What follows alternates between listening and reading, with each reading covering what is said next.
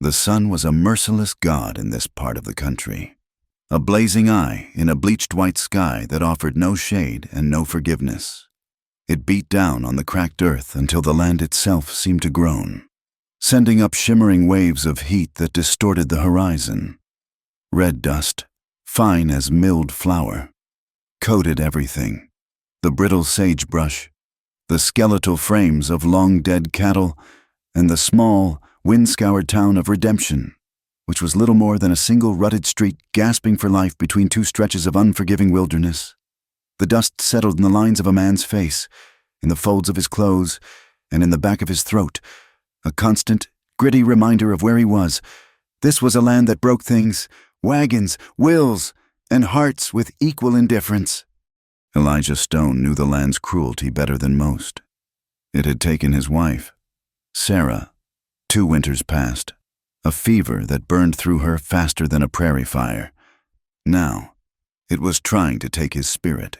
He was a rancher, a man whose hands were calloused and cracked from mending fences and pulling calves, but the silence of his home was a weight heavier than any bale of hay. His ranch was a lonely outpost of defiance against the vast emptiness. A small wooden house and a sturdy barn surrounded by acres of sun-scorched pasture where the grass grew thin and tough. His only company was Caleb, a young man bent and twisted by a childhood affliction that had left him with a hunched back and a quiet, watchful demeanor. Caleb was a good worker, tireless and loyal, but his words were as sparse as the rain. They worked side by side for days on end. The only sounds the rhythmic thud of an axe, the lowing of cattle, and the ever-present sigh of the wind. The evenings were the worst. Elijah would sit at the rough-hewn table Sarah had once polished with beeswax and lemon, staring at her empty chair, the silence so profound it felt like a physical presence, a ghost pressing in from all sides. He was 35, but grief had carved 10 more years onto his face. He was a practical man, not given to fancy or illusion. He knew what he needed. He needed a wife.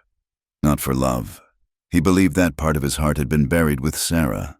But for order, for the quiet hum of a house being kept, for another human voice to push back the crushing silence. Love was a luxury the land did not afford. Survival was the only creed. And so, one evening, with the lonely cry of a coyote drifting across the plains, Elijah made a decision.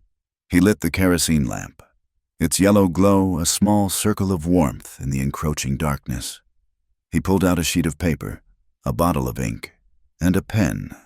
His large, rough hands, more accustomed to the grip of a rifle or the handle of a shovel, felt clumsy and foreign as he began to write. It was a letter to a matrimonial gazette back east, a simple, stark advertisement for a mail-order bride. To whom it may concern, he wrote, his letters thick and uneven. My name is Elijah Stone. I own a ranch. I am a widower. I seek a wife of good character, not afraid of hard work. I can offer a sturdy home and my protection. I am an honest man. He read it over, the words looking stark and desperate on the page. It said nothing of the ache in his chest or the silence that screamed in his ears. It said nothing of Sarah. It was a business transaction, a trade of his name and his roof for a woman's presence. He folded the letter, sealed it with a drop of wax, and felt a hollow sense of finality. He had bartered away the memory of love for the promise of mere companionship. A month later, after a long, dusty ride to Redemption for supplies and mail, he posted his letter and received a reply sooner than he'd expected. A woman named Caroline Emerson, from a small town in Ohio, had answered his advertisement. Her letter was written in a neat, precise hand, the script of a woman educated and composed. She was the daughter of a preacher. She wrote, and she understood the value of hard work and a quiet life. She, too, was seeking a new beginning. They exchanged 2 more letters, settling the arrangements. She would arrive on the afternoon stagecoach in 4 weeks' time. Elijah felt a strange mix of relief and dread. The silence would be broken, but his life would be irrevocably changed. The day of the spring market, a week before Caroline was due to arrive, Elijah rode his sturdy gelding, Atlas, into redemption, with Caleb following in the buckboard wagon. The town was more alive than usual, filled with ranchers and homesteaders stocking up after the long winter. Elijah moved through the small crowds with a purpose, buying sacks of flour, beans, and a bolt of durable calico cloth he thought a woman might need for curtains or an apron. He didn't linger, nodding curtly to the few men he knew, his face an unreadable mask. The noise and chatter of the town felt alien to him, a language he no longer spoke. He and Caleb loaded the wagon and began the long journey home as the afternoon sun began its slow descent, painting the sky in fiery strokes of orange and purple. They took the trail that followed the winding path of the Trinity River, its water a muddy ribbon of life in the parched landscape. The air grew cooler, and the shadows of the cottonwood trees stretched long and skeletal across the trail. It was Caleb who heard it first. He pulled back on the reins of the mule team, his head cocked. "Mr. Stone," he said, his voice a low rasp. "You hear that?" Elijah reined in Atlas, listening. At first, there was only the buzz of insects and the rustle of leaves. Then he heard it, a faint, whimpering sound, like a wounded animal, carried on the breeze from the dense thicket of reeds near the riverbank. He swung down from his saddle, his hand instinctively going to the Colt revolver holstered at his hip. He gestured for Caleb to stay with the wagon. He pushed his way through the tall, sharp-edged reeds, the soft mud of the riverbank sucking at his boots. The whimpering grew louder, more desperate, and then he saw her. She was a girl, no older than 19 or 20, lying half in, half out of the shallow water. Her hands were bound behind her back with a coarse rope that had rubbed her wrists raw. Another rope was tied loosely around her ankles. Her dress, once a fine-looking garment of blue silk, was torn and stained with mud and something darker that looked like blood. Her face was pale and scratched. Her dark hair fanned out in the water like seaweed. Her eyes were closed, and a feverish flush colored her cheeks. She was shivering violently despite the mild evening air. Elijah knelt beside her, his mind racing. He saw no one else, no sign of a struggle besides the girl herself. He gently touched her forehead. It was burning hot. She moaned, her eyelids fluttering but not opening. With his pocket knife, he quickly sliced through the ropes. The girl flinched at the touch but did not wake. Her body was limp, her breathing shallow and ragged. He looked around again, his eyes scanning the opposite bank, the trail behind him. Nothing. She was alone. Whoever had done this was long gone. Leaving her here was not an option. The coyotes would find her before morning. With a sigh that seemed to pull from the very depths of his soul, he scooped her up into his arms. She was lighter than a sack of feed, a fragile, broken thing. Her head lolled against his shoulder, and a small, feverish sigh escaped her lips. He carried her back to the wagon, her wet clothes soaking the front of his shirt. Caleb's eyes widened, his mouth agape. "Found her by the river," Elijah said, his voice grim. "Tied up. She's burning with fever." He gently laid her in the back of the buckboard, among the sacks of flour and beans, and covered her with a thick wool blanket from his bedroll. He didn't know who she was or what trouble had found her, but he knew he couldn't leave her to die. As they continued their journey back to the ranch, the last light of day faded from the sky, and the girl in the back of the wagon drifted in and out of a restless, murmuring sleep, her words too jumbled by fever to understand. For 3 days, the girl, whom he'd decided to call Abigail until she could name herself, hovered between life and death. Elijah and Caleb took turns sitting by her side in the small spare room, bathing her forehead with cool water and trying to spoon thin broth between her cracked lips. She tossed and turned, crying out in her delirium, her hands clutching at the blankets as if fighting off some unseen phantom. In her fevered dreams, she spoke of her father, of debts, and of a man named Mr. Abernathy, his name a curse on her lips. From the broken fragments, Elijah pieced together a story he didn't want to believe. A wealthy family, a debt of honor, and a daughter sold into a marriage she was desperate to escape. On the fourth day, the fever broke. Abigail woke to find herself in a strange bed, in a small, clean room with whitewashed walls. The morning sun streamed through a single window, illuminating the dust motes dancing in the air. She saw a tall, quiet man with a weathered face and solemn gray eyes sitting in a chair by her bed, watching her. Fear, sharp and cold, seized her. She tried to scramble away, her heart hammering against her ribs. "Easy now," the man said, his voice low and calm. He held up his hands, showing they were empty. "You're safe here. My name is Elijah Stone. I found you by the river." Tears streamed down her face, tears of relief and terror all mixed together. She told him her name was Abigail, and the fragmented story he had heard in her delirium came pouring out in a torrent of shame and fear. She had fled from her home, from a forced marriage to a cruel, older man her father owed a great deal of money to. She had been on her way to a distant cousin's when she was caught by men her fiancé had sent after her. They had tied her up and left her by the river, a warning to any who might defy him. Elijah listened without interruption, his expression unchanging. When she was finished, her story hanging in the quiet room between them, he simply nodded. "You can stay here as long as you need," he said. "No one will harm you here." As Abigail slowly regained her strength, she tried to make herself useful, to repay the kindness that had been shown to her.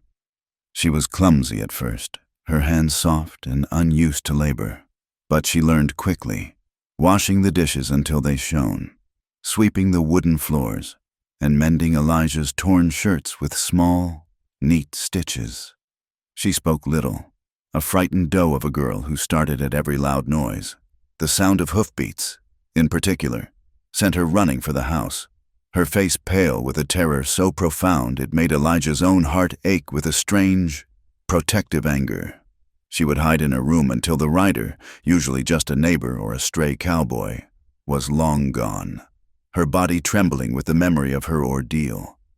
A fragile peace settled over the ranch. Elijah found himself speaking more, filling the silence not out of necessity, but because Abigail's quiet presence seemed to invite it. He told her about the ranch, about the changing seasons, about the hawk that nested in the tall cottonwood by the creek. He never spoke of his late wife, and she never asked.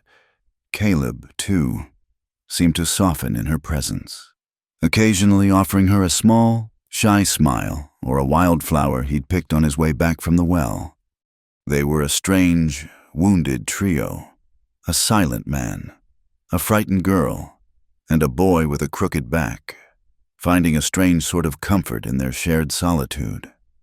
For a week, it felt almost like a life. Elijah had almost forgotten about the woman from Ohio. Then, one hot, still afternoon, the stagecoach rumbled down the long, dusty track that led to the ranch. Abigail was outside, feeding the chickens. When she heard the sound of the wheels and the jingle of the harness, her head snapped up, her eyes wide with panic. She dropped the pail of feed and fled into the house, her breath coming in ragged gasps. Elijah was in the barn, mending a saddle strap. When he saw the coach approaching, a cold knot formed in his stomach. He had forgotten the date. He wiped his sweaty palms on his trousers and walked out to meet it, his steps heavy. The coach door opened and a woman stepped down. She was tall and slender, dressed in a simple but well-made traveling dress of dark gray wool. Her light brown hair was pinned up neatly beneath a modest bonnet. She was not beautiful in the way Abigail was, with her wild, dark hair and expressive eyes. This woman's face was one of composure and quiet strength. She moved with a deliberate grace, her back straight, her chin held high. She carried a small, worn valise in one hand. Her name, he knew, was Caroline Emerson. She surveyed the ranch, the dusty yard, the sturdy barn, the simple wooden house, with a calm, appraising gaze, Her blue eyes, clear and intelligent, finally settled on him. There was no girlish flutter in her expression, only a steady, watchful caution. "Mr. Stone?" she asked, her voice as crisp and cool as an autumn morning. "Ma'am," Elijah replied, removing his hat. "Welcome." The air between them was thick with unspoken questions. He was her intended husband. This was her new home. But as Caroline's gaze drifted toward the house, from which the pale, frightened face of another young woman was peering out from behind a curtain, she knew, with a certainty that settled deep in her bones, that nothing was as simple as the letters had promised. The three of them were thrust into a situation of unbearable awkwardness. Elijah, a man of his word, knew he had to honor his commitment to Caroline. He had sent for her, promised her a home. He could not turn her away, but he could not cast out Abigail either. The men who were hunting her were ruthless. Sending her away would be a death sentence. He explained the situation to Caroline in his plain, direct way, omitting the more brutal details of Abigail's capture. He told her Abigail was in trouble and needed a safe place to stay until she could travel again. Caroline listened, her hands folded primly in her lap, her expression unreadable. She nodded, accepting his explanation, but her eyes, when they rested on Abigail, were filled with a cool, reserved suspicion. She was a woman who had gambled her entire future on a stranger in a strange land, only to arrive and find another woman already living in his house. They were married 2 days later by the Justice of the Peace and Redemption. It was a brief, sterile ceremony, witnessed by Caleb and the Justice's portly wife. Caroline stood beside Elijah, her face pale but composed. Abigail had stayed behind at the ranch, claiming a headache. When Elijah and his new wife returned, she was nowhere to be seen. The wedding night was a cold and silent affair. The house felt smaller, the air thicker, charged with the things no one was saying. Caroline prepared for bed in the master bedroom, the room that had once belonged to Sarah. She could feel the ghost of the first wife everywhere, in the scent of dried lavender tucked into a drawer, in the worn patch on the quilt, in the way Elijah seemed to avoid looking at the empty space beside him in the bed. He lay down beside her, his body rigid, a chasm of cool sheets separating them. They lay in the darkness, not touching, not speaking, listening to the lonely sound of the wind rattling the window pane. Caroline could feel the tension radiating from him, a deep, unyielding sorrow that had nothing to do with her. She knew he was not ready for a new wife. He was a man still shackled to the past, his heart a locked room to which he had not been given a key. And as she lay there, staring into the oppressive darkness, she realized something else. The ghost in the room was not just that of his dead wife. It was also the living, breathing girl in the room down the hall. She had seen the way Elijah's eyes had followed Abigail earlier that day, a look of fierce, protective tenderness that he had never once directed at her. It was a look that went beyond mere pity for a damsel in distress. On his wedding night, lying beside the woman who was now his wife, Elijah Stone was thinking of another, and Caroline, the preacher's daughter who had traded everything for this new life, knew that the wilderness she had to fear was not the one of coyotes and dust storms, but the one that lay, uncharted and dangerous, within the heart of her own husband. The silence in the room was no longer empty. It was filled with the presence of 3 lonely people, bound together by circumstance and poised on the brink of a quiet, desperate war. The days that followed the wedding ceremony were measured in silences. A heavy, brittle quiet settled over the small ranch house, as fragile as a pane of glass in a hailstorm.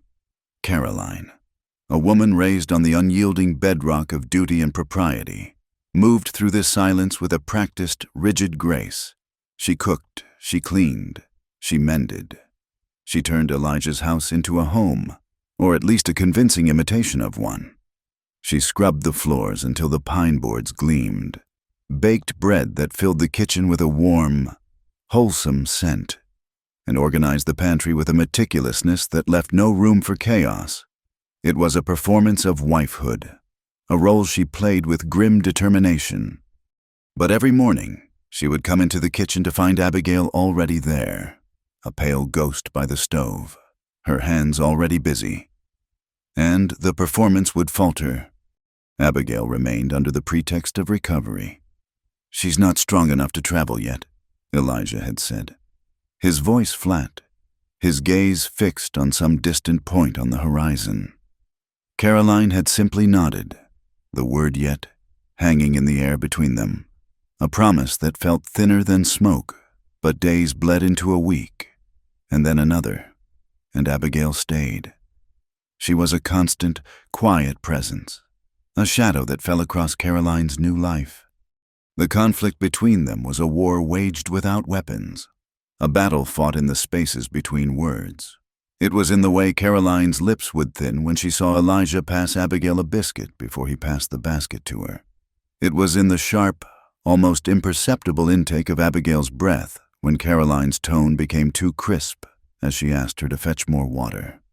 They circled each other in the small confines of the house like two wary cats, one defending a territory she wasn't sure was truly hers, the other too frightened to claim any space at all. Caroline was a preacher's daughter. She knew of sin and forgiveness, of charity and grace, but she had not been prepared for this. She had not been prepared for the quiet, insidious tendrils of jealousy that curled in her belly whenever she saw Elijah's gaze soften as it fell upon Abigail. He was a man of few words and even fewer gestures of affection, but his concern for the girl was a palpable thing. It was in the extra blanket he placed on her bed when the nights grew cold, the way he made sure she took the shadiest seat on the porch, the gentle, almost paternal tone he used when asking if she had eaten.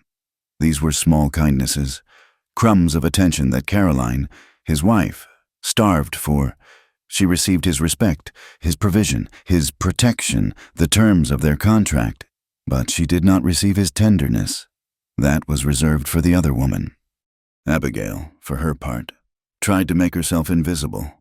She ate little, spoke less, and worked tirelessly, as if she could scrub away the debt she felt she owed. She would shrink against the wall when Elijah entered a room, her eyes darting to Caroline's face, gauging her reaction. She understood, with the keen intuition of the wounded, that she was an intruder, a disruption to the natural order of things. More than once, Caroline found her by the window, staring out at the long, dusty road, her expression a mixture of longing and terror. "I should leave," Abigail whispered one afternoon, her voice barely audible over the sound of the wind. They were shelling peas on the porch, the rhythmic pop of the pods a stark counterpoint to the tension between them. Caroline's hands stilled. "And where would you go?" she asked, her voice cool and practical. Abigail flinched, her gaze dropping to the bowl in her lap. "I don't know, but I cannot stay here. I am a burden." "My husband does not seem to think so," Caroline replied, the words sharper than she intended. A flush crept up Abigail's neck. They said no more, but the unspoken truth settled between them. Abigail wanted to leave, but she was too afraid. Caroline wanted her to leave, but she was too decent to say so. And Elijah, the silent center of their universe, would not allow it. The breaking point came on a trip into redemption. They needed supplies, and the loneliness of the ranch had begun to feel suffocating. Elijah insisted they all go, perhaps believing a change of scenery would ease the strain in the house. Abigail protested, her old fear of hoofbeats and strange faces rising like bile in her throat. But Elijah was firm. "You can't hide forever, Abigail, and you'll be safe with me." Caroline watched this exchange, a bitter taste in her mouth. He spoke of safety, a promise he had made to her in his letter.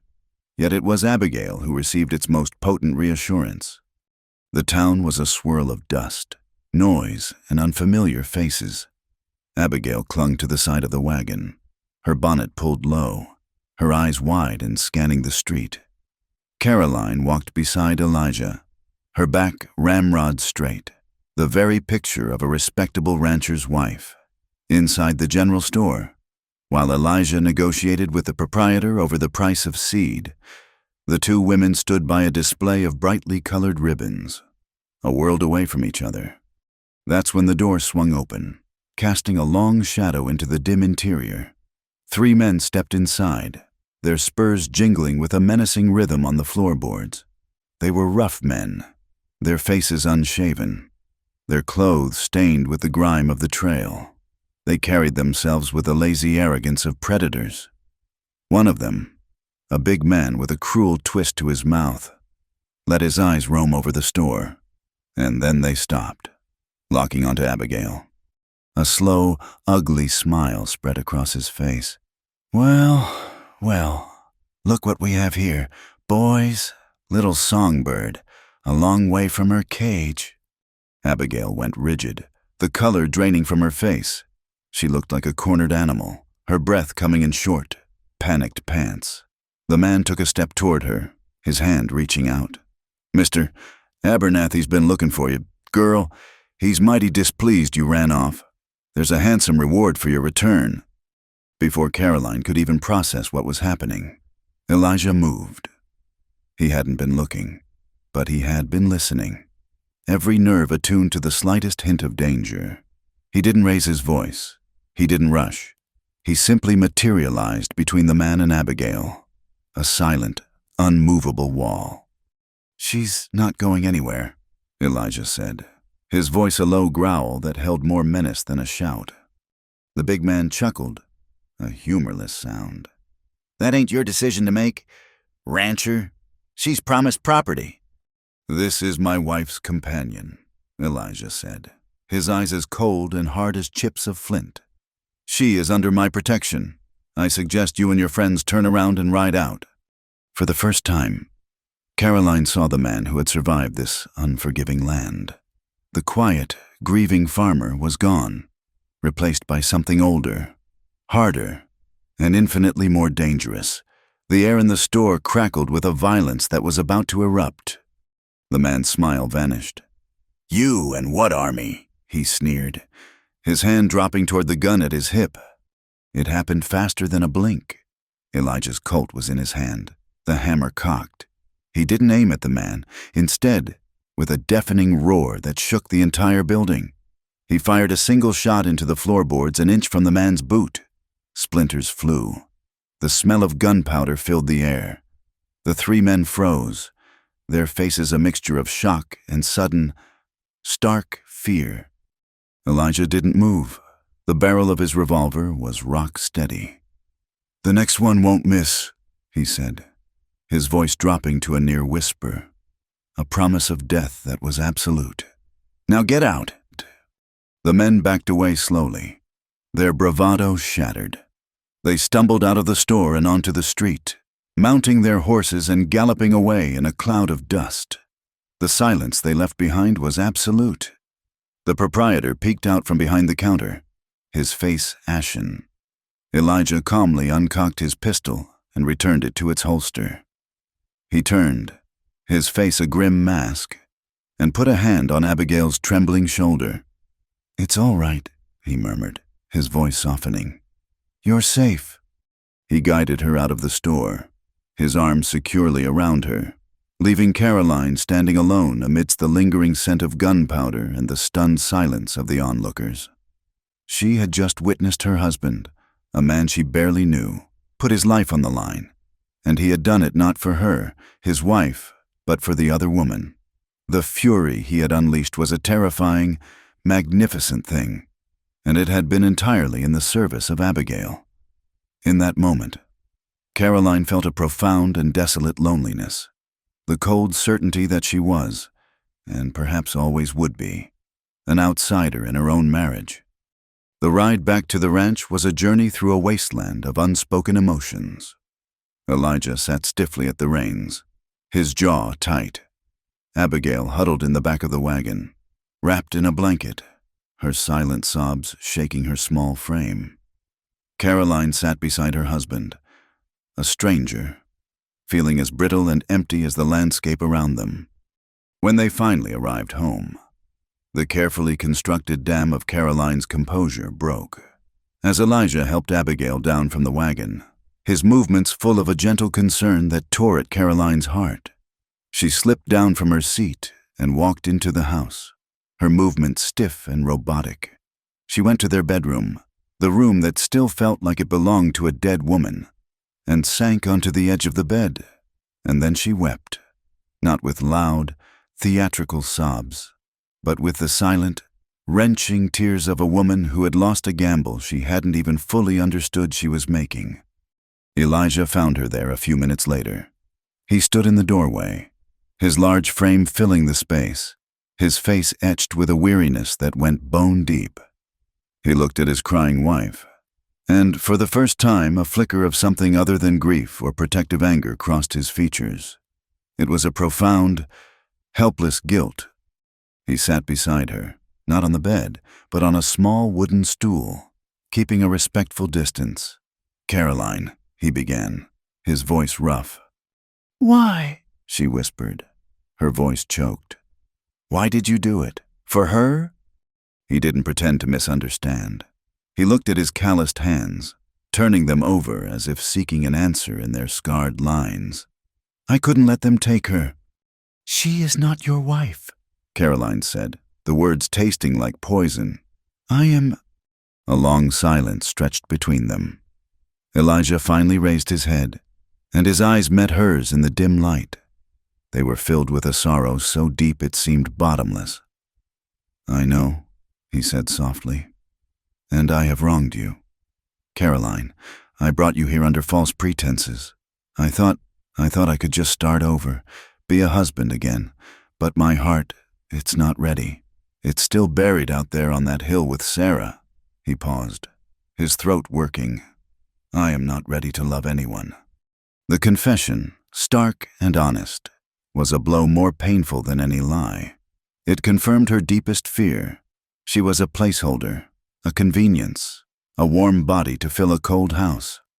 "And Abigail?" she pressed, needing to know, needing to hear the final, killing truth. "I can't send her away," he said, his voice ragged with an emotion she couldn't name. "What they would do to her. I can't have that on my conscience. I can't push her out into the wilderness to be torn apart by wolves, whether they walk on 2 legs or 4. I just can't." He had offered her no comfort, no easy platitudes, only the hard, unvarnished truth of his broken heart and his unshakable sense of duty. He was a man trapped between 2 impossible choices, and she was trapped there with him. That night, a storm rolled in from the west, the wind howling around the corners of the house like a grieving spirit. The trauma of the day, combined with a sudden drop in temperature, took its toll on Abigail. Her fever returned with a vengeance.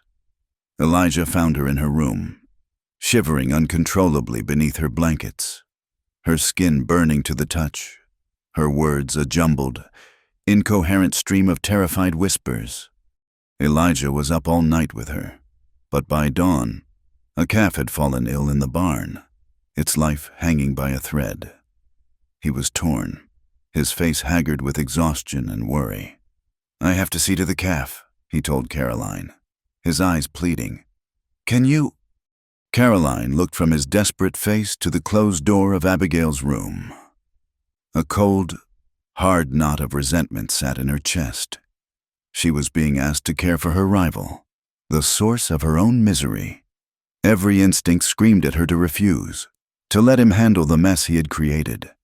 But then she heard a small, pathetic moan from behind the door, the sound of pure, helpless suffering. It was a sound that bypassed her anger and struck something deeper, something more fundamental. With a tight, reluctant nod, she said, "Go, I will watch her." She entered the room with a basin of cool water and a stack of clean cloths. Abigail was tossing in the bed, her dark hair plastered to her feverish forehead. Her eyes were wide and unseeing, lost in the landscape of her own delirium.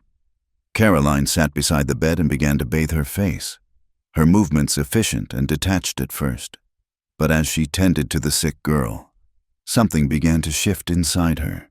She saw the raw vulnerability in Abigail's face, the faint, bluish bruises on her wrists where the ropes had been, the sheer, unadulterated terror in her fever-bright eyes.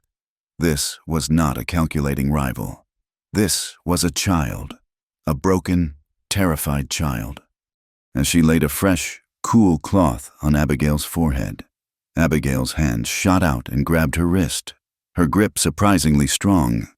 "Please," she whimpered, her eyes staring through Caroline. "Don't let him." Caroline gently stroked her hair, an instinctive gesture of comfort that surprised them both. "Hush now," she murmured. "You're safe." She sat with her for hours, changing the cloths, trying to spoon water between her lips, listening to the fractured story that poured from her in the throes of the fever. It was a tale of horrors Caroline could scarcely imagine. She spoke of an uncle whose hands were never gentle, whose touch made her skin crawl.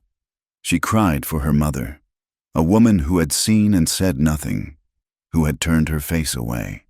And she spoke of Mr. Abernathy, the man she had been sold to, her words painting a portrait of a cruel and possessive master, not a husband. It was a litany of betrayal and abuse, a life stripped of all safety and all love. Caroline listened, and the last of her anger, the last of her jealousy, dissolved, replaced by a wave of profound, aching sorrow. She saw Abigail's past laid bare, a tapestry of pain woven by the hands of those who should have protected her, and in that pain, Caroline recognized a faint echo of her own. She, too, had been a commodity, traded by her father to the church, and then traded by herself for a new life. A woman bartered and sold in a world run by men. Her own fears, her own loneliness, seemed small in comparison, but they came from the same bitter root. As the morning light began to filter into the room, Abigail's thrashing subsided into a restless shiver.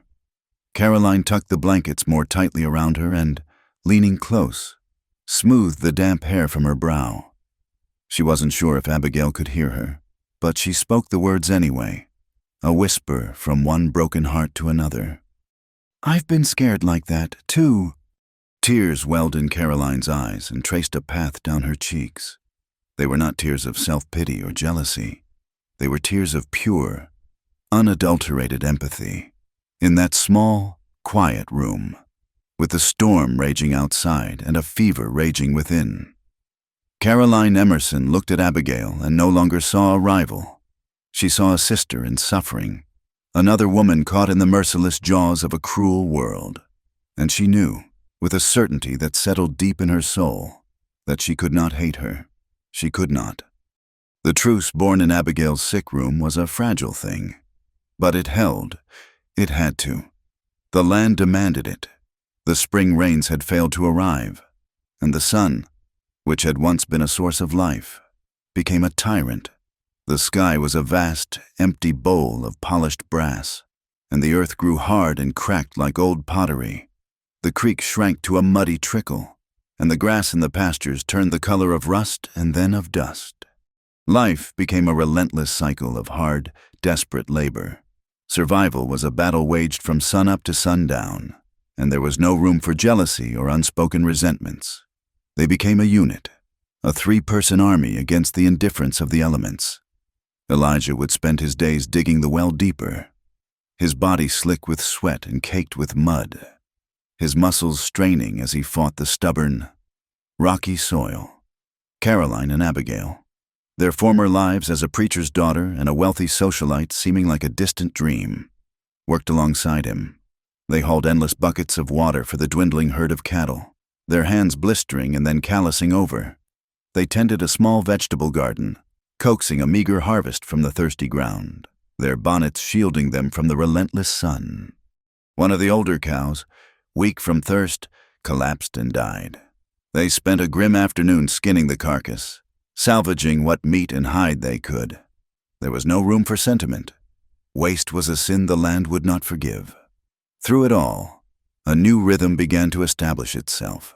The sharp edges of their individual griefs and fears were worn smooth by shared exhaustion. In the evenings, they would sit on the porch, too tired to speak much, and watched the sun bleed across the horizon, painting the sky in colors too beautiful for such a harsh land. They were no longer just a man, his wife, and a refugee. They were three people holding a line against the wilderness. And in that shared struggle, they found a strange and unexpected solidarity. The silence that had once defined the house began to recede, replaced by the sounds of a life being lived. However difficult, the biggest change was in Elijah, the presence of two women, the constant, quiet hum of their work, their voices, one crisp and steady, the other soft and hesitant, began to penetrate the thick wall of his grief. One afternoon, while mending a section of fence that had collapsed, a stubborn post he was trying to set suddenly gave way, sending him tumbling backward into the dust. Abigail, who was bringing him a dipper of water, gasped. For a moment, he lay there, stunned. Then, a low chuckle rumbled in his chest.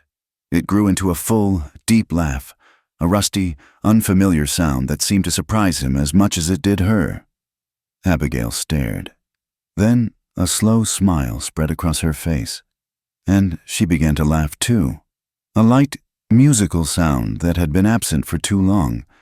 Caroline, hearing them from the house, came to the door and watched, a complex expression on her face, part relief, part a familiar, lingering ache. He began to talk more, telling stories about his father, who had first settled this land, or pointing out the different calls of the birds. He started to look at them, truly look at them. When they spoke, his table was no longer a lonely island, but the center of their small world. He would sit between them, a solid, reassuring presence, and the meal, however meager, felt like a communion. The touches started then. Not intentionally, not at first. They were the accidental brushes of hands that came from working in close quarters. His fingers would graze Caroline's as he took a plate from her. He would steady Abigail's arm as she climbed down from the wagon. They were small, fleeting moments, sparks of connection in the dry tinder of their lives. But they began to change things. The space between them, once a rigid, uncrossable boundary, became fluid and uncertain. They were a man and two women living in a kind of intimacy that had no name, a closeness forged in hardship and necessity that was beginning to feel like something else entirely. Elijah was no longer just a husband to one and a protector to the other. He was becoming the center of their shared existence, the sturdy post around which their two separate vines were beginning to intertwine. One sweltering afternoon, Caroline decided to collect the eggs. The old ladder to the hayloft in the chicken coop was notoriously unsteady, a fact Elijah was always reminding them of. But she was tired and impatient, and she scrambled up it without a second thought. She was reaching for a nest tucked away in the rafters when her foot slipped. There was a sharp crack of splintering wood, a cry of alarm, and then nothing but the frantic cackle of disturbed hens. Elijah was watering the horses when he heard the sound. He dropped the bucket and ran. He found her lying on the dirt floor of the coop, her face white with pain, her right ankle twisted at an unnatural angle. Abigail was already kneeling beside her, her face a mask of terror. "It's my ankle," Caroline gasped, her teeth gritted against a wave of pain. I think it's broken." Without a word, Elijah gently scooped her up into his arms. He held her as if she were made of glass, his movements sure and steady. Caroline, who had prided herself on her strength and self-reliance, felt a sudden, overwhelming sense of vulnerability. She wrapped her arms around his neck, burying her face in the rough cotton of his shirt, breathing in the scent of sun and dust and him. He carried her back to the house, Abigail trailing behind them, her hands fluttering uselessly, her eyes wide with worry. He laid her gently on the bed in the master bedroom and then, with a skill that surprised her, began to examine the injury. His hands, usually so rough and calloused, were incredibly gentle as they probed the swollen flesh. "It's not broken," he said after a moment, his voice low and reassuring. "But it's a bad sprain. You'll need to stay off it for a week or two. He sent Abigail for bandages and a basin of cold water. He worked with a quiet, focused intensity, wrapping Caroline's ankle with a practiced efficiency. His head was bent low, his brow furrowed in concentration. Caroline watched him, her heart thumping a strange, unsteady rhythm against her ribs. In this moment, he was not the grieving widower or the conflicted man caught between two women. He was simply her husband, caring for her, his touch both clinical and profoundly intimate. When he was finished, he looked up, and his gray eyes met hers. The air in the room grew thick, charged with a silent, powerful current. He held her gaze for a long moment before clearing his throat and standing up. "You rest now," he said gruffly, and then he turned and left the room, leaving her with the lingering warmth of his hands on her skin and a heart full of emotions she could not begin to untangle. That night, the house was quieter than it had been in weeks. Caroline lay in bed, her ankle propped up on a pillow, throbbing with a dull, persistent ache. Abigail had brought her dinner on a tray and had tended to her with a gentle, anxious solicitude that was entirely genuine. But as darkness fell, the old tensions crept back in. Elijah sat in the main room, ostensibly reading a farmer's almanac, but Caroline knew he was as aware of the two separate rooms and the women in them as she was. After what felt like an eternity, he came into the bedroom. He moved quietly, preparing for bed, trying not to disturb her. He blew out the lamp, plunging the room into a darkness that was broken only by a sliver of moonlight through the window. He lay down on his side of the bed, the familiar chasm of cotton sheets between them. But tonight, something was different. The events of the day had breached a wall between them. The silence was not one of distance, but of anticipation. Caroline's heart was pounding. She had spent months playing the part of a dutiful wife, accepting the cold, empty space beside her. But she was tired of accepting. She was tired of being lonely. Slowly, tentatively, she reached out her hand across the space between them. Her fingers brushed against his arm. He went still. She held her breath, certain he would pull away. But he didn't. Instead, after a long, agonizing moment, he turned, and his large, warm hand closed around hers. His grip was firm, hesitant, a question and an answer all at once. A flood of relief and a terrifying, exhilarating hope washed over Caroline. This was it. This was the beginning. The floorboard in the hallway creaked. A soft knock came at the door, followed by Abigail's hesitant voice. "Mr. Stone, Caroline? I have a terrible cough. I was wondering if you had any of that whorehound candy." Her voice trailed off as she pushed the door open a crack, her form silhouetted against the lamplight from the main room. Her eyes, adjusting to the darkness, found the two figures in the bed. She saw their joined hands. The moment froze. Time seemed to stop, stretching out into an infinite, suffocating second. The three of them were suspended in a tableau of silent, stark revelation. Abigail's hand flew to her mouth, her eyes wide with a mixture of shock, guilt, and a deep, bottomless sorrow. Elijah snatched his hand back as if he'd been burned, his whole body going rigid. Caroline felt the loss of his touch like a physical blow, a cold emptiness spreading through her. The silence was a living thing, a fourth presence in the room, sucking the air from their lungs. It was thick with everything they had never said, everything they had tried so hard to ignore. Elijah's divided heart, Caroline's lonely marriage, Abigail's impossible position. Abigail was the first to move. She backed away from the door, a choked sob escaping her lips. "I'm sorry," she whispered, her voice trembling. "I'm so sorry. I shouldn't have—" She turned to flee. "Wait!" Elijah's voice cut through the darkness, rough and strained. It was not a request. It was a command. "Don't go!" Abigail froze in the doorway, her back to them, Elijah sat up in the bed, running a hand through his hair, his silhouette a study in tormented indecision. Caroline pushed herself up, her own heart hammering against her ribs. This was it. The precipice. They could either retreat back into their silent, lonely corners, or they could finally face the truth that was living between them. "Abigail, come in," Caroline said, her own voice surprising her with its steadiness. "Light the lamp, Elijah." He hesitated for a second, then obeyed. The soft, yellow glow of the kerosene lamp pushed back the shadows, revealing their faces, their eyes full of a pain and confusion that mirrored each other. Abigail stood by the door, her arms wrapped around herself, looking like a frightened child caught in a transgression. Elijah looked from one woman to the other, his face a mask of agony. The dam of his long-held silence finally broke. "I can't," he began, his voice cracking. "I can't keep doing this lie." He looked at Caroline, his eyes pleading for understanding. "Caroline, you are my wife. I made a vow to you.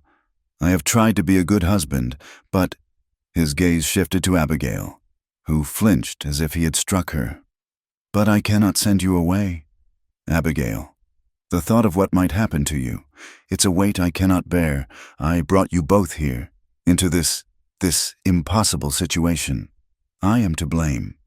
He finally said the words that had been hanging between them for months, the truth that had poisoned their every interaction. "God help me," he whispered, his head sinking into his hands. "I care for you both." The confession hung in the air, devastating and liberating all at once. It was the end of the pretense, the end of the polite, silent war. Abigail began to cry softly, her shoulders shaking. "I will leave," she said, her voice muffled. "I should have left long ago. I will go in the morning." "No," Caroline said, her voice sharp and clear, cutting through the emotional chaos. Both Elijah and Abigail looked at her, stunned. Her face was pale in the lamplight, but her eyes burned with a fierce, desperate intensity. She had been pushed to the edge of her endurance, and in that place, she found a strange and terrible clarity. She looked at Elijah, the man she had come to love despite the chasm between them. She looked at Abigail, the girl she had once resented and now felt a fierce, sisterly protection for. And she looked at the life they had built, the three of them, a life of hardship and struggle, but a life that was, in its own strange way, full. The thought of losing any part of it was unbearable. "Your leaving won't solve anything," Caroline said to Abigail, her voice softening slightly. "It will only leave us all broken in different ways. You will be alone and afraid. He," she nodded toward Elijah, "will be consumed by guilt, and I will be left with half a husband, haunted by the ghost of you, just as I have been haunted by the ghost of Sarah."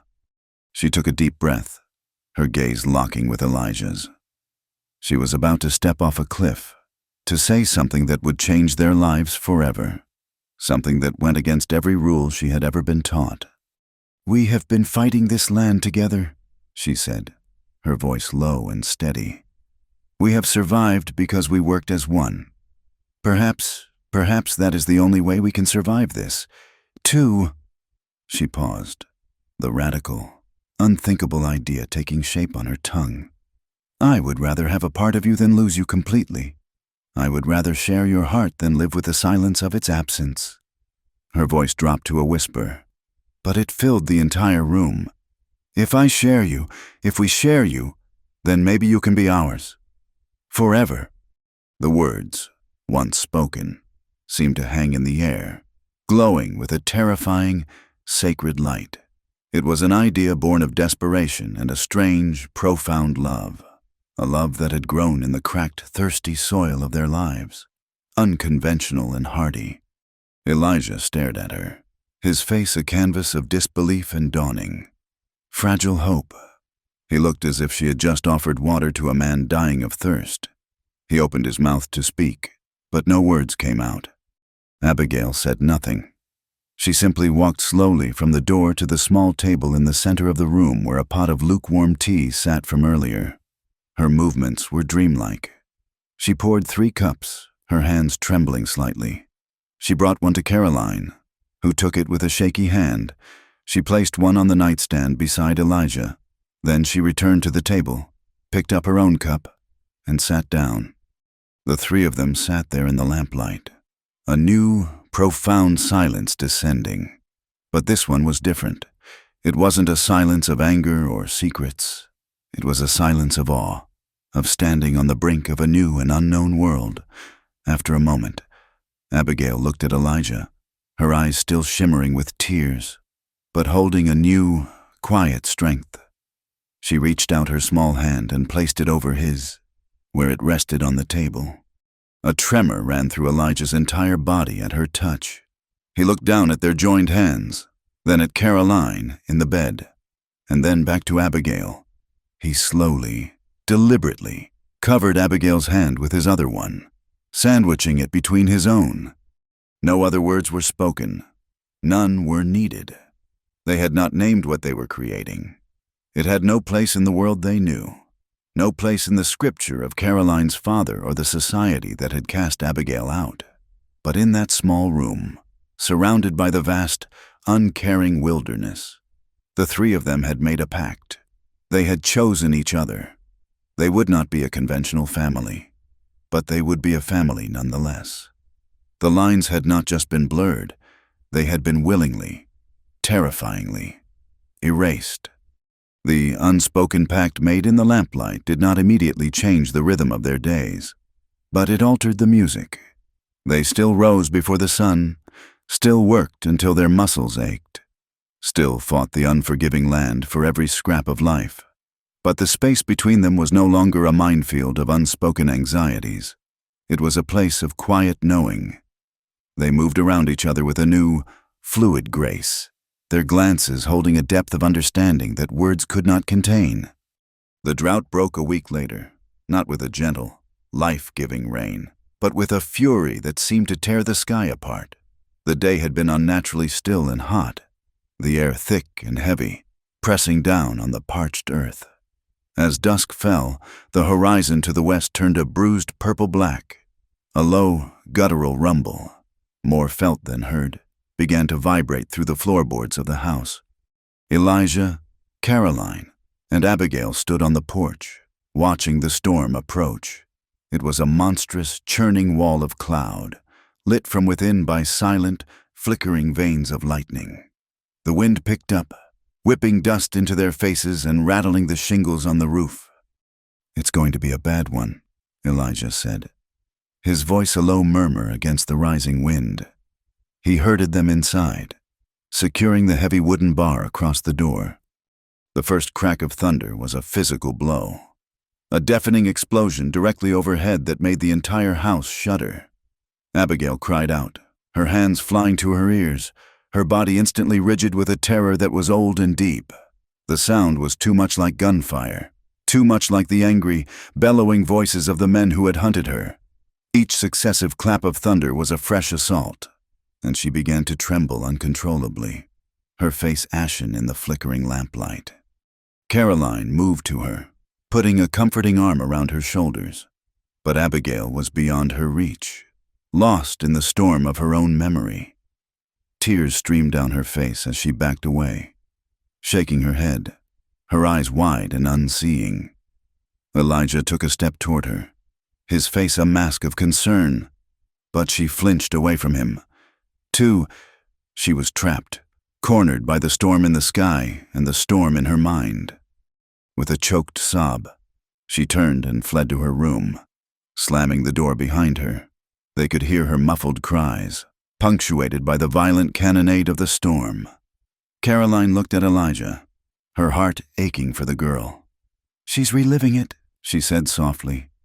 "I know," he replied, his jaw tight with a helpless anger. They sat in the main room, the storm raging around them, listening to the twin sounds of the thunder and Abigail's weeping. An hour passed. The rain came down in solid, blinding sheets, drumming against the roof like 1,000 frantic fists. The thunder was relentless. Suddenly, Abigail's door was thrown open. She stood there, silhouetted against the darkness of her room, her hair wild, her nightdress soaked with sweat and tears. She was shaking so hard her teeth chattered. "I can't," she whimpered, her voice barely audible over the roar of the rain. "I can't be alone." Her wide, terrified eyes sought out Elijah. She was not a woman seeking a lover.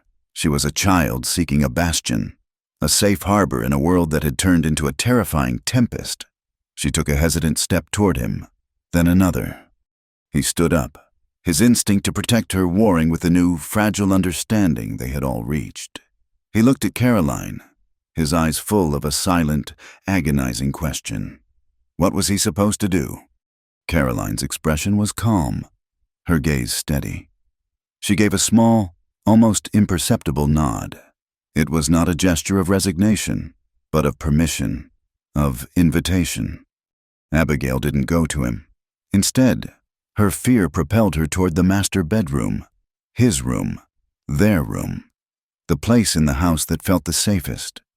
She stumbled through the doorway, seeking refuge, and then she stopped dead. Caroline was already there.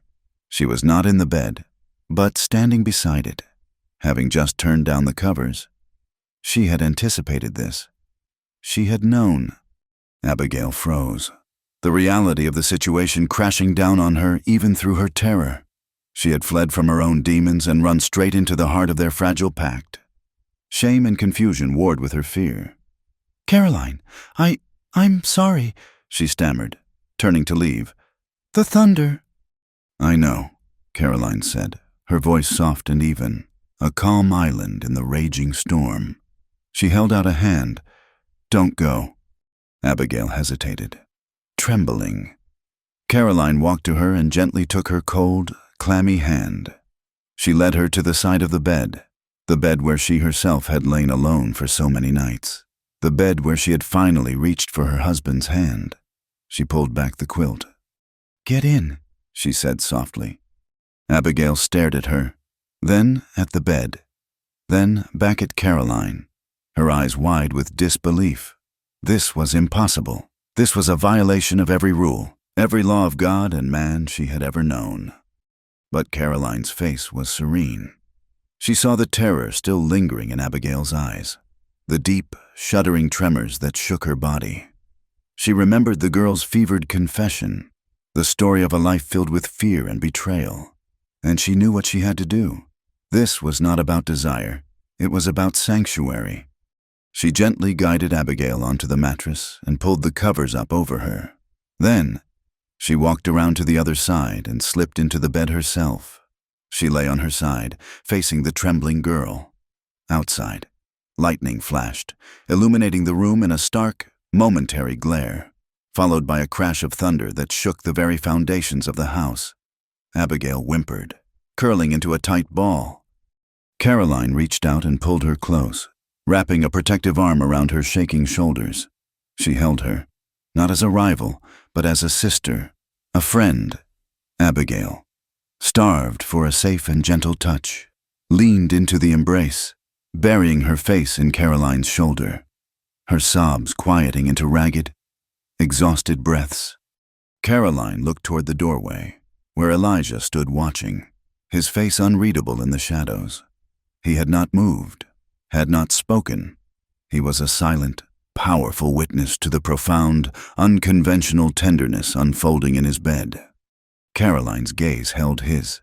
Then, she leaned her head down, her lips close to Abigail's ear, and she whispered the words that sealed their pact, the words that would define the rest of their lives.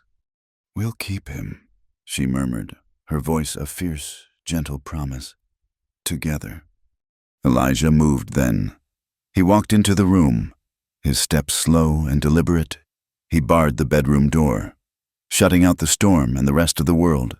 He shed his boots and his shirt in the darkness, and then, with a quiet sigh that seemed to carry the weight of all his lonely years, he lay down on the other side of Abigail. The bed was a small, crowded island in the vast, dark night. Elijah did not touch either of them at first. He simply lay there, his presence a warm, solid wall against the storm. But the air was charged, humming with a power greater than the lightning outside. It was the power of three broken souls choosing to be whole in the only way they knew how. In the darkness, lulled by the warmth and the steady breathing on either side of her, Abigail's trembling began to subside. Tentatively, her hand sought comfort and found Elijah's. His fingers closed around hers, a silent, binding promise. On her other side, Caroline's arm remained draped over her, a shield of unexpected grace. No one spoke. There were no words for what was happening. It was a benediction, a conversation of touch that went deeper than language. In the heart of the storm, surrounded by the ghosts of their pasts and the judgment of the world, they reached for each other. It was not a frantic, desperate coupling, but a slow, tender discovery. It was the warmth of Caroline's hand on Elijah's chest, the soft touch of his lips on Abigail's temple, the way their three bodies fit together, a puzzle of loneliness finally solved. It was a moment of profound, world-altering intimacy, a quiet, sacred act of defiance that was as passionate as it was healing. They were not breaking rules. They were creating their own. The next morning, the storm had passed. A clean, rain-washed light filled the room, smelling of wet earth and new beginnings. They woke, tangled together, a knot of limbs and shared breath. For a long moment, they simply lay there, listening to the drip of water from the eaves. There was no shame in the bright morning light. There was no awkwardness, no regret. There was only a deep, quiet sense of peace, a feeling of having finally, after a long and arduous journey, arrived home. Life on the ranch was transformed. The unspoken agreement was now a known truth, an accepted reality that settled into the foundation of their days. They worked together, their movements an easy, familiar dance. They ate together, their conversation flowing without the old, guarded hesitations. In the evenings, they would sit together on the porch, and often Elijah would sit between them, an arm around each, and they would watch the stars appear in the vast, dark sky, a silent, solid unit. They journeyed into redemption the following week, and for the first time they did so not as a man and his wife with a ward, but as a family. They walked down the dusty main street three abreast, a configuration that was both natural to them and deeply unsettling to the townspeople. Conversations stopped, heads turned, the whispers started. Quiet at first, like the rustle of dry leaves, then growing in volume and hostility. The looks they received were no longer just curious. They were laced with suspicion, with judgment, with a cold, righteous anger. The town of redemption had found its new sinners. The whispers reached the ears of the Reverend Michael Miller, a stern, God-fearing man with a jaw as rigid as his theology. He was the man who had taken over the pulpit from Caroline's father after he passed. He saw the world in stark terms of black and white, of salvation and damnation, and he saw a soul to be saved, or a sin to be condemned, at the Stone Ranch. He arrived one afternoon, unannounced, his black buggy a somber omen in the bright sunlight. He found the three of them in the yard, working together to repair a wagon wheel. He stood for a moment, his thin lips pressed into a disapproving line, taking in the scene of domestic harmony that was, to his eyes, a portrait of profound depravity. Mr. Stone, he said, his voice carrying the weight of divine authority. Mrs. Stone, I must have a word. His eyes flickered to Abigail, dismissing her as a nameless temptation. Elijah wiped his greasy hands on a rag and faced the preacher, his expression unreadable. Reverend, I have come because I am concerned for your immortal souls, the preacher began, his gaze fixed on Elijah. The town is rife with rumor. Mr. Stone, rumors of an unnatural arrangement in this household, a violation of the sacred vows of marriage, a flaunting of God's holy law. What happens in my home is between me and God. Reverend, Elijah said, his voice dangerously quiet. It is my duty as your shepherd to guide you back from the precipice of sin. Miller's voice rose, becoming a pulpit sermon delivered in the dusty ranch yard. The Lord ordained that a man shall leave his father and mother and hold fast to his wife, and they shall become one flesh. One flesh, Mr. Stone, not two. It was Caroline who stepped forward. She faced the man who stood in her father's place, her back straight, her chin high. The timid preacher's daughter was gone, replaced by a woman of unshakable conviction. Reverend Miller, she said, her voice clear and steady, cutting through his righteous tirade. My father taught me that the greatest of all commandments is to love one another. He taught me of charity, of forgiveness, and of grace. He taught me that a house built on bitterness and loneliness is an offense to God. The preacher was taken aback by her firm, articulate defense. Caroline, my child, you are deceived by the temptations of the flesh. I have never been less deceived in my life, she retorted, her voice ringing with a truth that was absolute. I was a lonely, frightened woman in a house ruled by grief. This girl. She put a protective arm around Abigail, who stood trembling beside her, was a broken, terrified soul with nowhere to turn. And this man, she looked at Elijah, her eyes full of a love that was fierce and undeniable, was a good man drowning in sorrow. We have not broken this family. Reverend, we have healed it. We have found kindness here. We have found safety. We have found love. We are doing nothing wrong. The Reverend stared at her, his mouth agape, his scripture and his certainty failing him in the face of her profound, unshakable faith in their new reality. He saw that he could not reach them. They had built their own church, their own religion, in this small patch of wilderness, and he was an outsider. He shook his head, a look of grim pity on his face. May God have mercy on your souls, he muttered, and turning his back on them, he climbed into his buggy and departed, leaving a cloud of dust and condemnation in his wake. After that, Elijah forbade any more trips to town unless absolutely necessary. He would go alone, his face a granite mask, enduring the stares and the cold shoulders to get the supplies they needed. The ranch became their entire world, a sanctuary and a prison all at once. They had each other, and for a time, that was enough. But the town's poison had long tendrils. It found its way to the weakest point in their fortress, Caleb. The quiet, hunched-back boy who idolized Elijah was cornered one day behind the blacksmith's shop by a group of men led by Jedediah Cain, a sour-faced rancher whose own land bordered Elijah's and who had always viewed his neighbor's quiet competence with a resentful eye. They crowded around the boy, their faces full of a cruel, prying curiosity. Cain put a heavy hand on Caleb's shoulder. "Tell us, boy," he said, his voice a sly, insinuating drawl. "What really goes on out at the stone place after dark? We hear things, strange things. You're there. You see it all. Does he sleep with both of them?"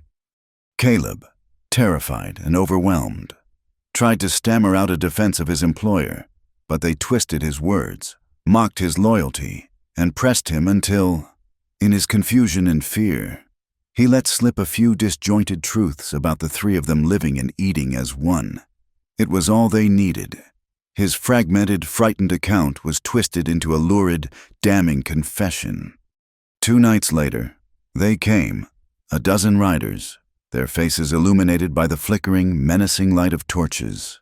They surrounded the house, a silent, grim posse of self-appointed judges. Elijah, Caroline, and Abigail stood on the porch, the three of them a small, defiant island in a sea of hatred. Jedediah Cain rode forward, his face a mask of smug, righteous fury. He held a rifle in the crook of his arm. "Stone," he called out, his voice echoing in the unnerving quiet. "We've come to deliver the town's judgment. This sickness you're harboring out here ends tonight. You will put that girl." He gestured with his rifle toward Abigail. on the morning stagecoach and send her away, and you and your wife will beg God for forgiveness. You will restore order to your home." He paused, letting the threat hang in the air. "You do that, or we'll restore it for you. With fire." The threat hung in the air long after the riders and their torches had retreated into the darkness, a poison that seeped into the very walls of the house. Jedediah Cain's words, "Restore order, or we'll restore it for you. With fire," echoed in the suffocating silence. They had won the standoff for the night. Elijah's cold resolve and the rifle in his hands having been enough to make the mob hesitate. But all three of them knew it was a temporary victory. The town's hatred, once a collection of whispers, had now solidified into a weapon, and it was aimed at the heart of their home. That night, sleep was a shallow, restless sea. Elijah finally succumbed to exhaustion in the early hours of the morning, his rifle resting on the floor beside the bed, his dreams filled with the flickering of torches. In the quiet darkness, Caroline slipped out from under the covers. She moved to the window, peering out at the moon-blanched yard, her heart a cold, heavy stone in her chest. She saw the future laid out before her with a terrible clarity, a future of constant vigilance, of sleeping with one eye open, of waiting for the smell of smoke on the night wind. They could fight. Yes, Elijah would fight to his last breath to protect them, but the fight would destroy him. It would turn the good, quiet man she loved back into that hard, dangerous stranger she'd seen in the general store. A man forged by violence and necessity. And it would be their fault. A soft footstep sounded behind her. It was Abigail, her face pale and etched with the same fear and resolve that Caroline felt in her own soul. They didn't need to speak. They looked at each other, and in that shared glance, the decision was made. It was a sacrifice born of a love so profound it was willing to destroy itself to save its object.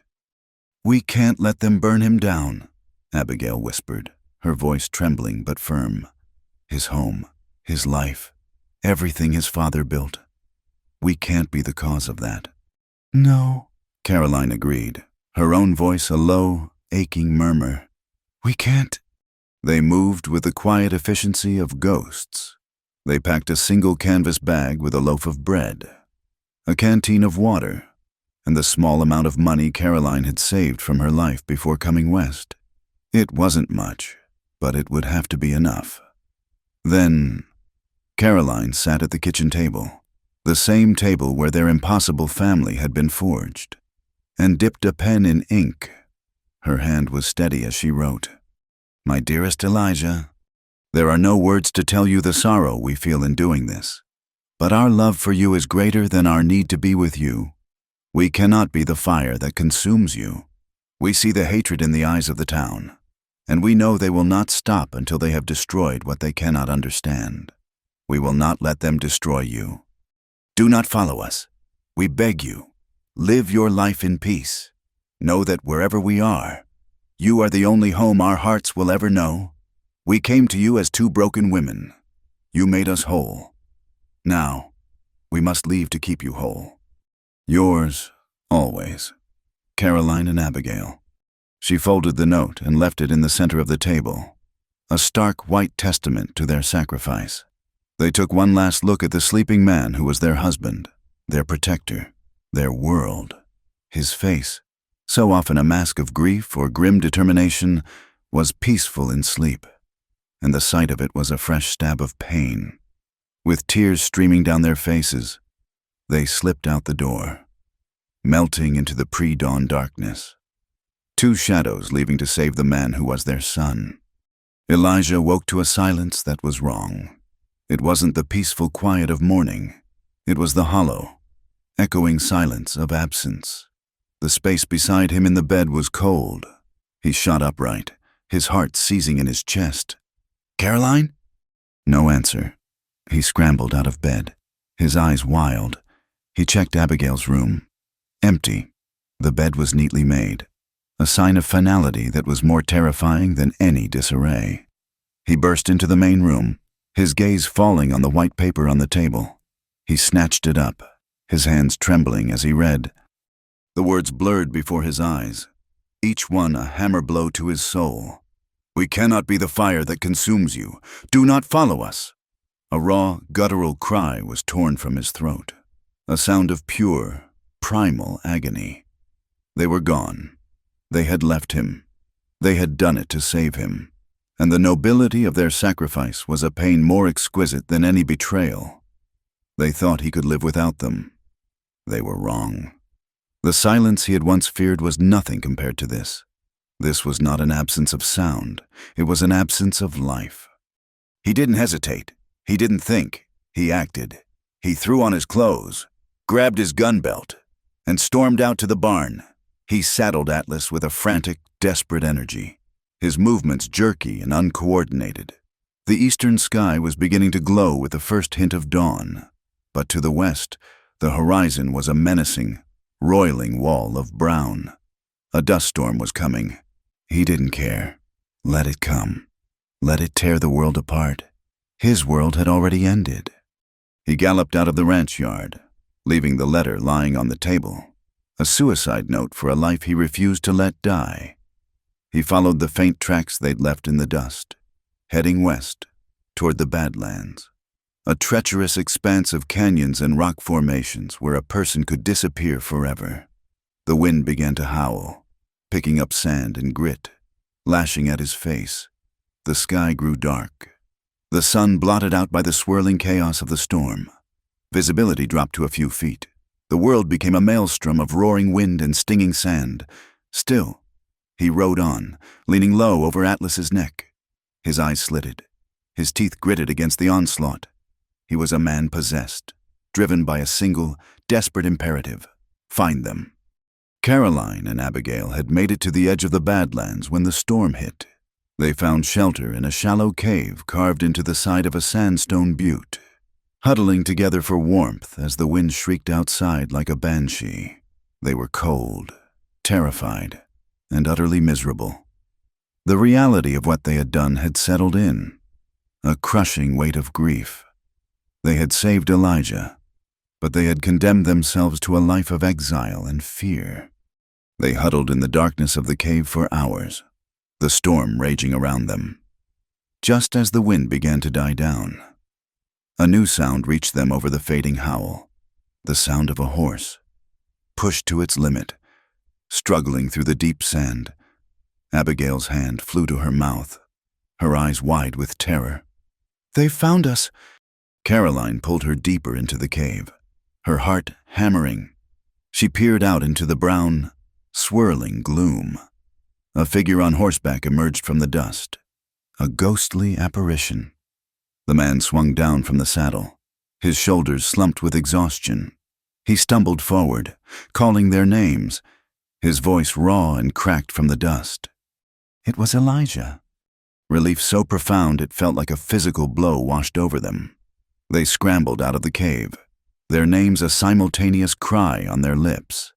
He saw them and broke into a run, closing the distance between them in 3 long strides. He didn't stop until he had crashed into them, his arms wrapping around both of them, pulling them into an embrace so tight it felt as if he were trying to merge their 3 bodies into one. He buried his face in their hair, and his body began to shake. Great!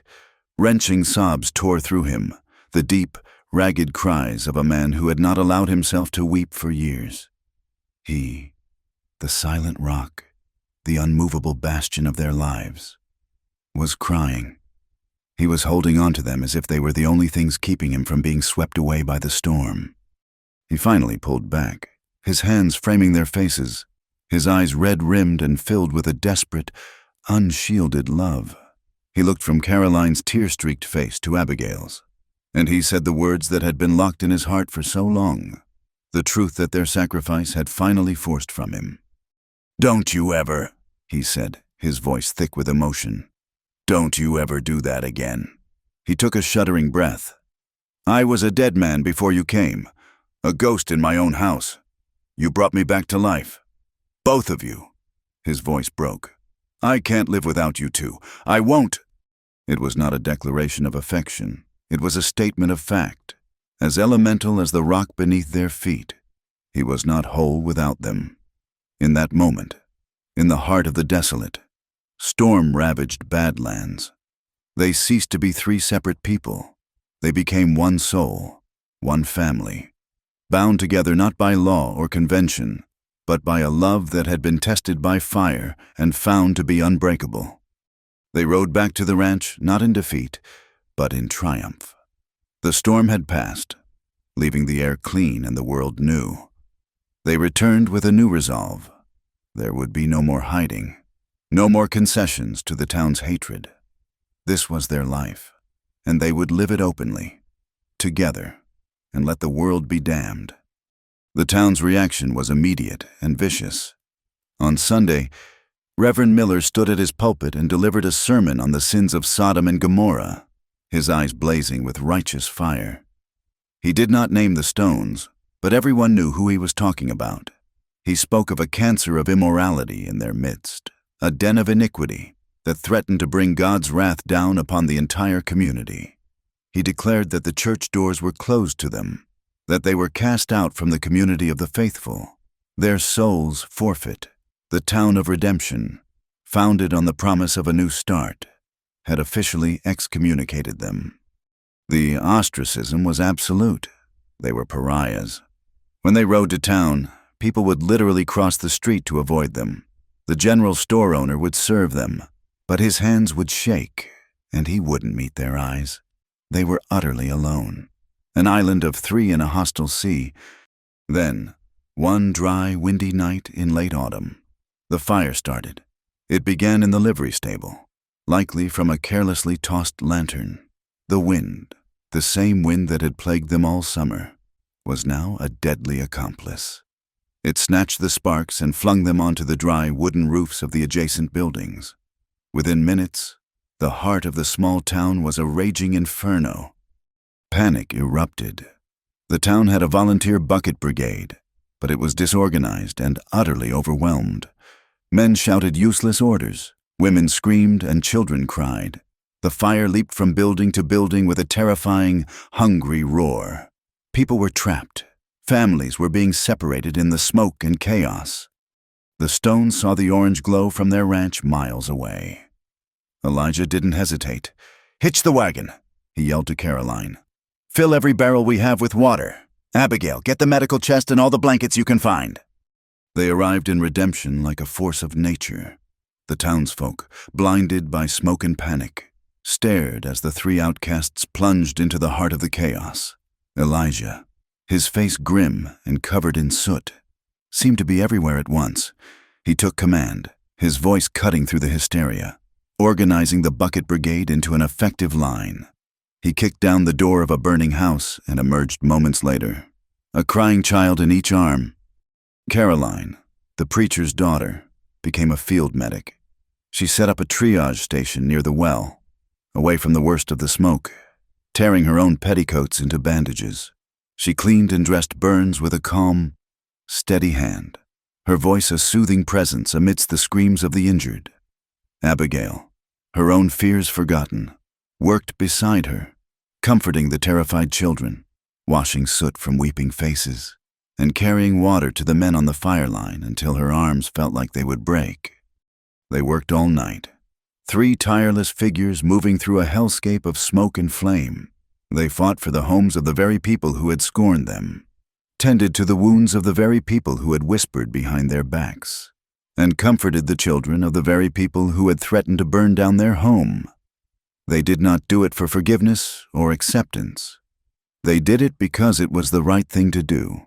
They did it because their hearts, forged in hardship and bound by love, were incapable of doing anything else. By dawn, the fire was out, leaving a smoldering, blackened scar across the center of town. Half a dozen buildings were gone. 3 families were homeless. But thanks in large part to the Stones' efforts, no one had died. As the sun rose on the devastated town, the people of redemption looked at the 3 soot-stained, exhausted figures with new eyes. They saw not the sinners from the preacher's sermon, but the saviors from the fire. Jedediah Kane, his own barn saved by a shift in the wind and Elijah's quick thinking, approached them, his face smudged with ash. He took off his hat, a gesture of respect that stunned the onlookers. "Stone," he said, his voice rough. "My wife, she's got a bad burn on her arm. Your missus—" He looked at Caroline. "She fixed her up real good. We owe you." It wasn't an apology, it wasn't acceptance, but it was a beginning. In the weeks and months that followed, the town began to rebuild, and the Stones became an indispensable part of that process. Their ostracism didn't end overnight, but it began to fray around the edges. The women of the town, who had once whispered about Caroline, now came to her for advice on herbal remedies. The men, who had once glared at Elijah, now sought his counsel on rebuilding their barns. The community, in its time of need, had found that the family they had cast out was, in fact, its strongest pillar. They did not ask for their place back in society. They simply built a new one. Abigail, seeing the children who had been orphaned or displaced by the fire, started a small, informal school in their front room. She taught them to read and write, her gentle patience a balm to their trauma. She had found her calling, not as a wife or a socialite, but as a teacher. Caroline took over the running of the ranch with a sharp, business-like mind. She found new markets for their cattle, established trade with a far-off settlement, and managed their finances with a skill that made the ranch more prosperous than it had ever been. She was no longer just a wife. She was a partner, a businesswoman, a leader in her own right. And Elijah softened. With the weight of the town's hatred lessened and the security of his family absolute, the hard, grim shell he had worn for so long began to crack. He spent less time with his rifle and more time with a spade. He planted a large vegetable garden behind the house, its neat rows a testament to his newfound peace. He raised chickens, his gentle way with the animals a source of constant, quiet amusement for his wives. The grief for his first wife, Sarah, would always be a part of him, but it was no longer a ghost that haunted him. It was a scar, a memory that had been integrated into the larger, more complex, and deeply joyful tapestry of his new life. They were happy. For the first time, all three of them were truly, profoundly happy. They had weathered the storm and built a life more beautiful than any of them could have imagined. The past, however, has a long memory. One crisp autumn afternoon, Caroline hitched the wagon for a delivery run to a neighboring homestead, a new and profitable client she had secured. The trip was routine, the route one she had taken a dozen times before. She whistled a cheerful tune as she drove, the wagon laden with smoked hams and fresh eggs, a symbol of their hard-won prosperity. She never made it. As her wagon rounded a bend, surrounded by a thick grove of cottonwood trees, two riders emerged from the shadows. They were not local men. Their faces were hard, their eyes cold and empty. One of them grabbed the mule's bridle, bringing the wagon to a lurching halt. The other leveled a pistol at Caroline's heart. "We have a message for the little songbird, Abigail," the man said, a cruel, familiar smile twisting his lips, the same smile Elijah had shot off the floor of the general store. "Mr. Abernathy is a patient man, but his patience has run out. He's decided that if he can't have his rightful bride, he'll take the other one instead." When the riderless wagon returned at dusk, drawn by the steady, placid mule who knew the way home, the peace of the stone ranch was shattered. The hams and eggs were still in the back, untouched, of Caroline. There was no sign. Elijah and Abigail stood in the yard, the setting sun casting long, ominous shadows, and a cold, metallic fear coiled in their stomachs. Then Abigail saw it. A small, dark gray woolen glove lying on the floor of the wagon. A glove she had seen Caroline knitting just weeks before. Pinned to it with a rusty nail was a crude, hastily scrawled note. "The songbird's debt is due, if you want to see this one again. The man you cheated is waiting. Blackwood Canyon. Midnight. Come alone. Stone. or they both pay the price.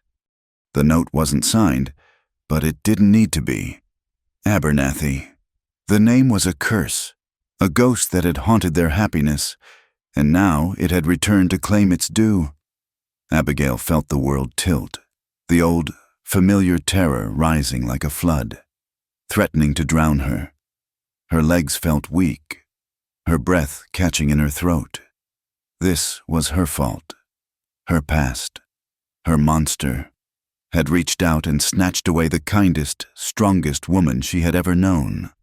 But as she looked at Elijah's face, she saw something that stopped her own fear cold.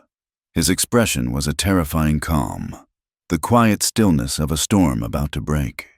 His gray eyes were like chips of ice, and every ounce of the soft, gentle farmer had vanished, replaced by the lethal predator she had seen only once before.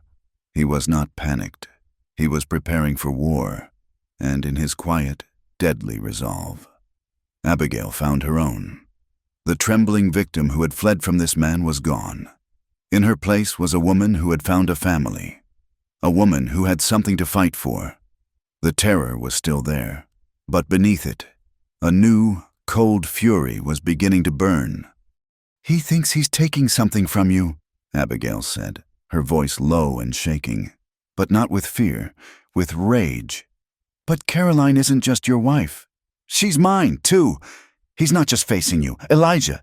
He's facing us." Elijah looked at her, and in her eyes, he saw the reflection of his own grim determination. He gave a single sharp nod. There was no question of him going alone. They were a single unit. An attack on one was an attack on all. They moved with a grim, silent purpose.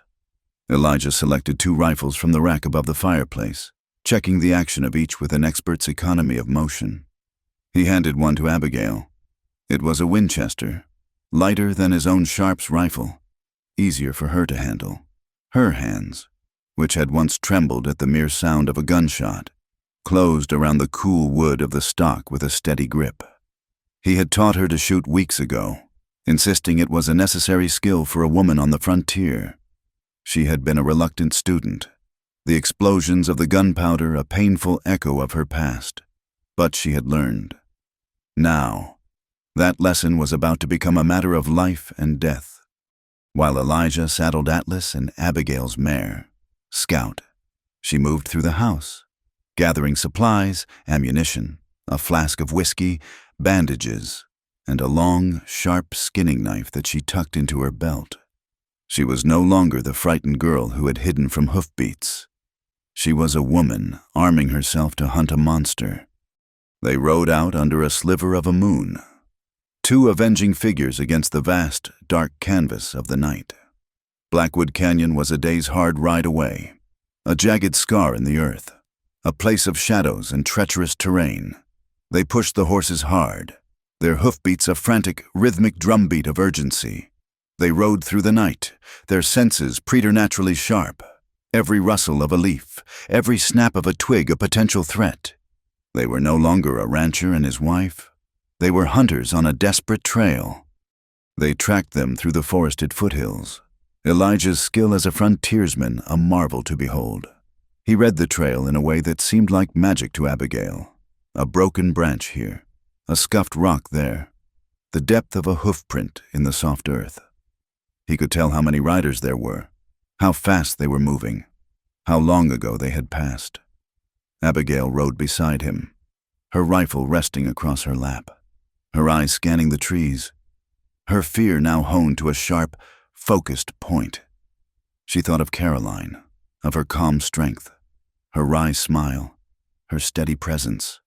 The thought of Abernathy's hands on her, of the fear she must be feeling, fueled the fire in Abigail's belly until it burned away everything else. They crossed a shallow, fast-moving stream, the cold water splashing against their boots, and climbed into the rocky, barren landscape that marked the entrance to the canyons.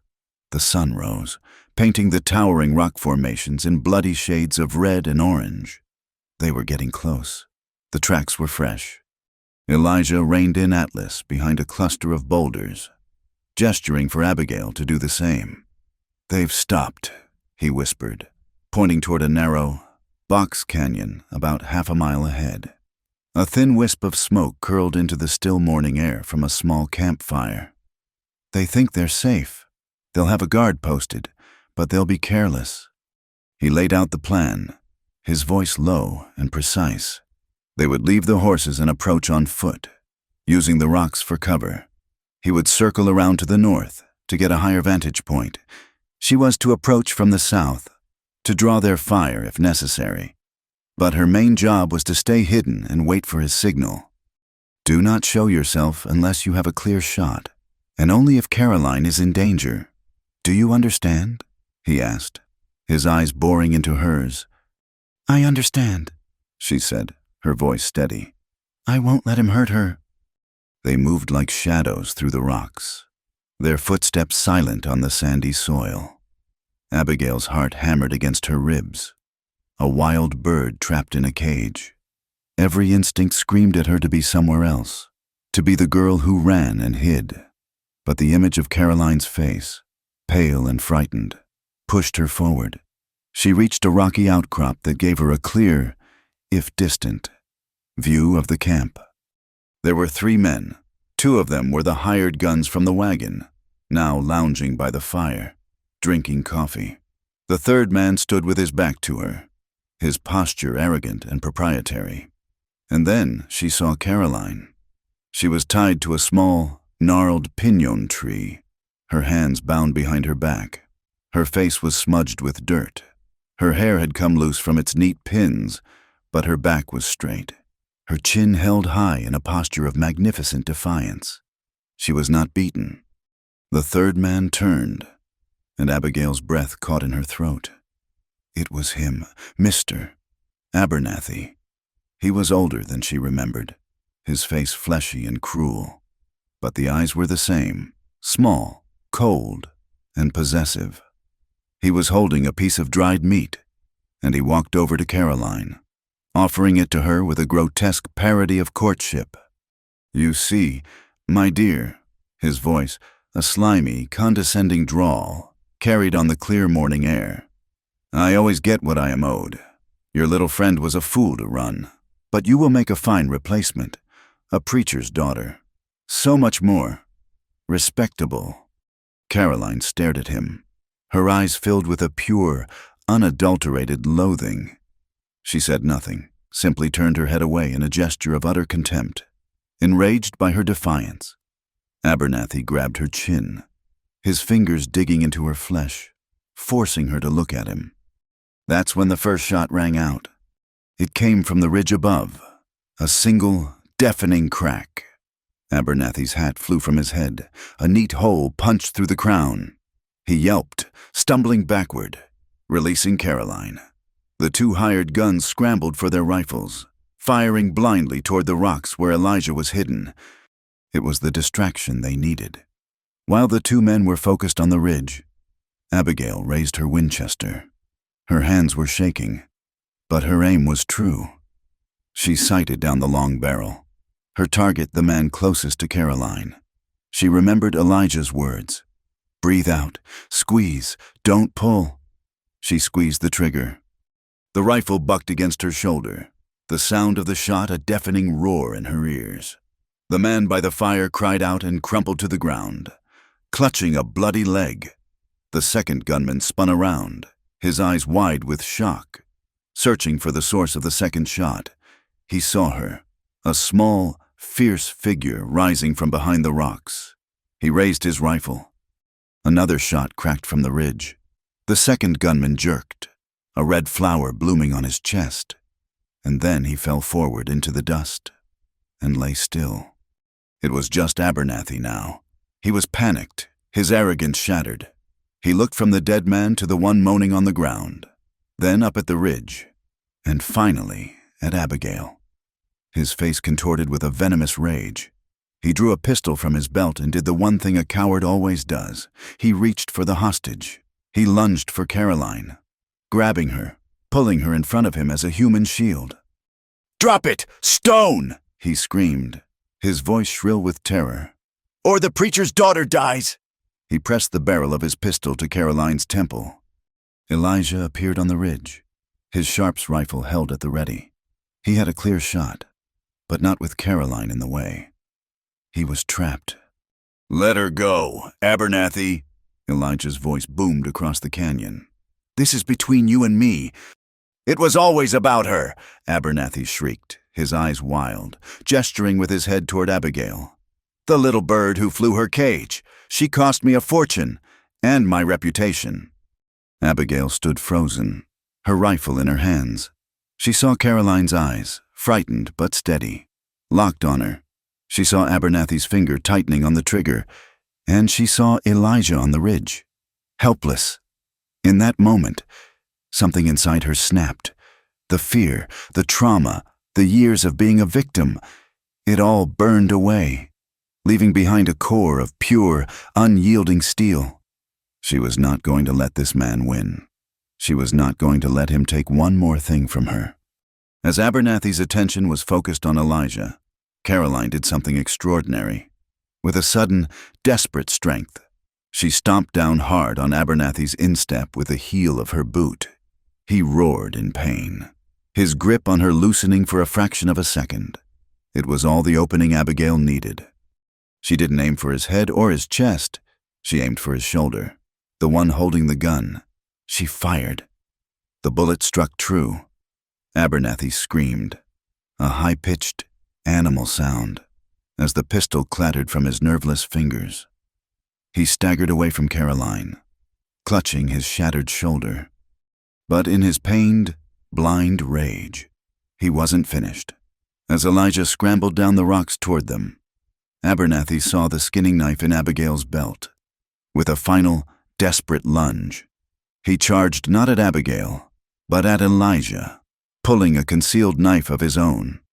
Elijah, caught off guard by the sudden attack, managed to turn, but the blade still sliced a deep, bloody gash across his shoulder and arm before he could bring the butt of his rifle down on Abernathy's head, sending the man sprawling into unconsciousness. It was over. The canyon was silent, save for the moans of the wounded man and the sound of their own ragged breathing. Abigail dropped her rifle and ran, not to Elijah, but to Caroline. She fumbled with the ropes, her fingers clumsy and shaking, until Caroline was free, and then she collapsed into her arms, the adrenaline draining away, leaving her weak and trembling. "I was so scared," Abigail sobbed, her voice muffled against Caroline's shoulder. I thought I would lose you." She pulled back, her eyes blazing with a fierce, protective love. "I won't let anyone take you from me again," she cried, the words a vow, a promise sealed in blood and gunpowder. Elijah, clutching his bleeding shoulder, came to them. He looked at the two women in his life, one defiant and strong, the other who had just discovered a strength she never knew she possessed, and his heart swelled with a love so powerful it almost brought him to his knees. He wrapped his good arm around them, pulling them both into a tight, fierce embrace. Blood seeped from his wound, staining their dresses, but none of them cared. They stood there for a long time, a wounded but unbreakable trinity, held together by the very forces that had tried to tear them apart. They returned to the ranch not as three individuals, but as a single, unified soul that had been tested in the crucible and had emerged stronger. They tied Abernathy and his wounded man to their horses and left them on the outskirts of Redemption with a note for the sheriff detailing their crimes. They knew the town's justice was uncertain, but their own had been delivered. A week later, once Elijah's arm had been stitched and bandaged and was beginning to heal, they gathered in the barn as the sun went down. The air was warm and smelled of hay and leather and the sweet scent of their life together. Caleb stood by the door, his face beaming, serving as their sole witness. There was no preacher, no book of common prayer, no legal document to sign. They needed no authority but their own. They stood in a circle, holding hands. Elijah looked first at Caroline, his wife in the eyes of the world, the woman whose steady grace had been the anchor of his new life. "Caroline," he said, his voice thick with emotion, "you came to me in the dark, and showed me what a home could be again. You are my wisdom and my strength." Then he turned to Abigail, the lost bird who had shown him how to feel again. "Abigail," he said, his voice soft, "you came to me in the storm and reminded me that a heart could heal. You are my hope and my fire." He looked between them, his eyes shining. "I promise to love you, to honor you, and to protect this family we have built for all of my days." Then Caroline spoke, her eyes on Abigail. "You came to me as a rival, and you became my sister. You taught me that love is not a thing to be hoarded, but a thing to be shared." Then she looked at Elijah. "You are the sturdy roof that shelters us both." "Finally," Abigail, her voice clear and strong, looked at them both. "You found me when I was lost. You gave me a home, a name, a family. You gave me everything." Her gaze rested on Elijah. "You are the heart of this home." Then, together, their voices merging into one, they spoke the words that had become their creed, their vow, their sacred text. "We'll keep him together." The final scene was not one of high drama or grand passion. It was one of quiet, profound peace. Weeks later, as the sun set, painting the vast desert sky in hues of soft rose and deep purple, the three of them sat on the front porch. The air was cool and sweet. On the small table between them sat 3 cups of steaming tea. Elijah sat in the middle, his arm, now mostly healed, resting comfortably around Abigail's shoulders. His other hand was intertwined with Caroline's. A soft laugh from Abigail drifted on the evening air, followed by a wry comment from Caroline.